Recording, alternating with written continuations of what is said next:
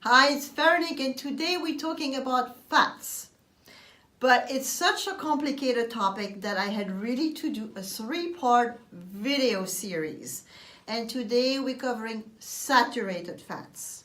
Okay? So saturated fats, why saturated? Because they have an extra hydrogen at the end of their fatty chains. This is of importance. You will learn about it in my next video. But saturated fats are solid at room temperature. That's how you know it, okay? And they mostly come from animals, but there is one exception, which is the very trendy coconut fat, coconut oil coming from the flesh of the coconut, right? So, I want to cover those saturated fat from a cooking perspective and then from a health perspective. So from a cooking perspective, let's talk first about the differences in terms of temperature. The one that doesn't sustain such a high temperature is butter, because butter still has some protein and sugar from the lactose. And this is why when you cook with butter and you go too high, it cannot go beyond 325 degrees Fahrenheit. You start to see initially it caramelizes, but then it can burn and really become very bad for you because it's oxidated, right? So ghee, in fact, is the butter without the protein and the carbs or the sugar.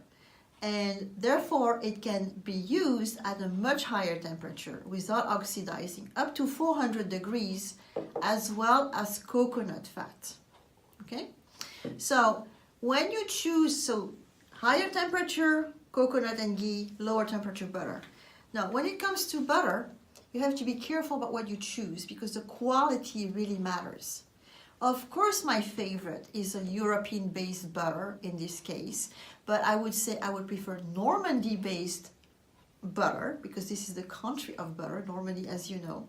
But this one is grass-fed, it's not been fed with GMO plants, and there's no hormones. It's on the label. And it's creamier and has less water than this butter, when in fact there is absolutely no indication where it's coming from or, what happened to those cows. So this one, you know what, I had to buy it for this presentation. It's not in my household, okay? Now, those two, they as I said, can withstand higher cooking temperature for frying and so forth. And there is a difference because this one is the one with all those with the highest fat content. Butter and ghee is in the 60-70%. This is a 90% fat. They are all saturated fat. No matter what people tell you, in all those ads right now, because this is very trendy. They all saturated fat. They all are going to raise your bad cholesterol if you eat too much of it. Remember what I just said, right? However, butter is mostly going to raise your bad cholesterol. Ghee and coconut butter have another advantage, is that they also raise your good cholesterol, your HDL. This is why they are being more promoted for a healthier lifestyle, okay? So, but the truth is that if you eat too much of it, you are going to raise your bad cholesterol as well. You should limit it to like 10% of your calorie intake every day and be reasonable with fat. Okay, so this is the skinny on fat, and next video will be about unsaturated fat, mostly all the wonderful olive oil and so forth. I hope you enjoy this.